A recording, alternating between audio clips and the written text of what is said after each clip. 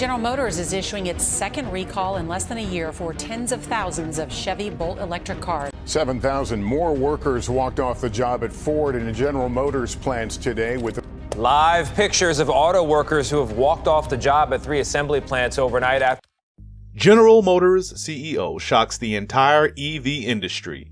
General Motors is in deep trouble right now, and all the spotlight is on CEO Mary Barra. She's been putting a lot of emphasis on EVs, but many see this as a big mistake. They've shifted away from traditional combustion engines and are even selling EVs at a loss. This intense focus on EVs has led to the neglect of their gas-powered vehicles, which isn't sitting well either. So how is it affecting the company? What is GM going to do now to resolve this? As you can see, GM is losing the race against Tesla, Ford, and other EV competitors in the market. They've had issues with low-quality production, factories shutting down due to poor demand for EVs, and even a $3 billion employee strike. According to Bloomberg, GM's electrical vehicle division is swimming in red ink, and their gas-powered cars are footing the bill for these losses. So why are they pushing EVs so hard? Still, why are they losing it? It turns out that Mary Barra has openly admitted that they can't make a profit on EVs right now, let alone bring down the prices of their luxury EVs. Instead of aiming for the $30,000 to $50,000 price range that would make EVs more accessible to the average consumer, they're churning out these pricey EVs that cost more than $60,000. To make matters worse, even though they want to sell 1 million EVs by 2025, this year they only managed to sell about 44,000 of them, and they're selling them at a loss. GM is trying to cut costs with their new, cheaper Ultium batteries, which could potentially reduce expenses by around 40%. However, there's still no clear release date for these in the market. Mary Barra's goal is to lower battery costs to $87 per kilowatt hour by 2025, but it might take a while before EVs become truly affordable compared to their gas-powered counterparts, possibly not until later in the decade. Despite promises of profitability by 2025, GM's EV program has suffered substantial losses. They've been dealing with numerous recalls, including brake fluid leaks that could result in fires. Factory Zero in Detroit had to close for a month, leading to the delivery of only 86 Cadillac Lyrics and 72 Hummer EVs last quarter, despite an order backlog of over 880,000 units. That's not all. The Wall Street Journal, on the other hand, dropped a bombshell report, revealing that GM has about 20 million vehicles with sketchy airbag components that they never mentioned before. The National Highway Traffic Safety Administration also got involved, and GM already recalled about 1 million vehicles over this airbag drama. They're pledging to work things out with the NHTSA and fellow car makers to keep those airbags safe. Not only does this harm GM's reputation, but it could also lead to costly repairs. To put things into perspective, GM faced a colossal loss of $31 billion back in 2008, which is equivalent to losing $85 million every single day. While they have managed to bounce back since then, these recent challenges could pose a real financial threat. What's more challenging is that Tesla and Ford have teamed up, with Ford gaining access to Tesla's supercharging network. This partnership could do both companies a favor in the EV industry, potentially overshadowing GM. After all this comes the biggest problem of the moment: the United Auto Workers, or UAW, strike at 3 Midwest plants. The union, representing nearly 150,000 workers, has launched quite a bold demand: a 40% pay raise, which has now dropped to 36%, a shorter work week, and the elimination of a multi-tier wage system. Now you might wonder, why 36%? Well, let me give you a little backstory. The top officers at GM, Ford, and Stellantis have seen their paychecks swell by that exact percentage in just 4 years. In 2022, Mary Barra, GM's CEO, pocketed a staggering $29 million, marking a 34% increase since 2019. Meanwhile, the average worker on GM's assembly line is struggling to make ends meet.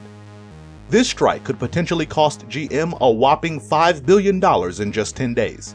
It's a tough pill to swallow, especially when you consider that GM alone made a hefty $10 billion in profits in 2022. Seth Harris, a senior fellow at the Burn Center for Social Change, puts it bluntly. There's no question that the automakers can afford to share fairly with their workers. But wait, Ford CEO Jim Farley is sounding the alarm. He's warning that meeting the UAW's terms could potentially push GM into bankruptcy, despite those $10 billion in profits.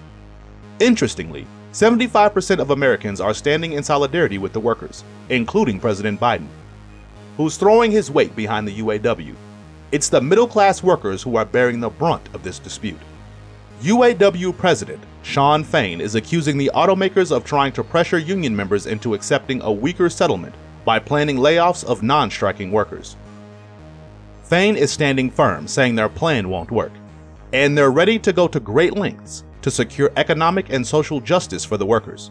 So, what would happen if this strike continues? Well, consumers might find themselves facing vehicle shortages, which could drive up prices even further. GM's actions, which seem to be taking advantage of the middle class, aren't new, considering their costly 2019 UAW strike. Between 2017 and 2022, new auto sales above $60,000 tripled from 8% to 25%, and the average new car shot up to $49,000 in 2022 from $33,000 in 2019. The money seems to be there, but it's just not reaching the workers. And how did GM respond to all this? They offered a 20% wage increase, while CEO Mary Barra enjoyed a 34% pay raise in 4 years, with total compensation nearly hitting $30 million. She justifies it by saying that 92% of it is performance-based and benefits from a lower tax rate. GM says they're trying to make up for losses incurred during the 2019 strike, but perhaps treating their workers fairly could have avoided this mess. The fallout from this situation is hitting GM hard. Their stock prices recently reached a 3-year low, signaling that investors are perceiving GM as a troubled company. In fact, as of last week, General Motors is valued at less than half of Ford, according to their price-to-earnings ratios, which are key metrics used by investors to assess a company's financial health. Since the UAW strikes started on September 15th, GM's shares have taken a beating, falling by about 10%. They closed at $30.31 per share just recently. The last time GM's share dipped below $30 during intraday trading was on October 2nd, 2020, according to FactSet. All these happened because of its price-to-earnings ratio. Wondering why? Well, GM's made some tough calls lately. They've been chopping jobs left and right in various departments, including EVs, software, car production, and parts manufacturing. At the same time, labor unions are pushing for a whopping 36% pay raise, which isn't helping the situation at all. It's safe to say that GM is in the midst of a big-time crisis. What's really surprising is that the media hasn't given the situation the attention it deserves. Imagine if Tesla promised 5 million EVs this year, but only managed 1.8 million. The media would have had a field day bashing them.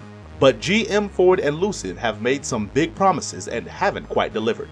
And the media's been kind of quiet about it. GM stock particularly is taking a hit for a bunch of reasons. First, they've laid off thousands of employees in the US this year. Second, those pesky airbags as we mentioned a while ago. More than 20 million GM vehicles have airbag issues, and the company that made them, Arc Automotive, might go belly up, leaving GM with a big financial headache. Then there are the labor disputes. GM axed 180 software and project management jobs in Michigan, and that alone caused a 6% drop in their stock price. Plus, Unifor, a labor union, started a strike at 3 GM plants in Canada, causing labor headaches in 2 countries. GM is also facing problems outside of the North American market. Their sales are slipping in China, plus they're not as strong in Europe. Labor unions are clamoring for higher wages, especially in battery factories, which is messing with production. One irony is that working at McDonald's at $16 an hour pays more than a job at a GM battery factory. The wage gap is making the unions target GM like a bullseye. GM also just laid off another 800 folks thanks to the UAW strike, making it 2,300 layoffs during the strike and 4,000 more throughout the year. Adding to the GM pile of troubles, they can't seem to make a profit on an EV that costs less than $40,000. Despite their grand talk about taking on Tesla with the Chevy Equinox EV, it's starting to look more like a Disney fairy tale. Why, you ask? Because according to Mary Barra and GM, they won't make a dime on a sub $40,000 EV until 2027. GM doesn't seem to have a clear plan for crucial technologies like lithium phosphate batteries, gigacasting, megacasting, or structural battery packs. So General Motors has no way to recover from it quickly. What do you think? Do you believe GM's emphasis on EVs and the associated financial challenges are the right path for the company's future? Or should they refocus on traditional combustion engines? What are your thoughts on the labor disputes and wage disparities within GM? And how do you think this situation should be resolved? We'd love to hear your thoughts in the comments below. Don't forget to subscribe to stay updated on the latest developments in the automotive industry. Thanks for watching.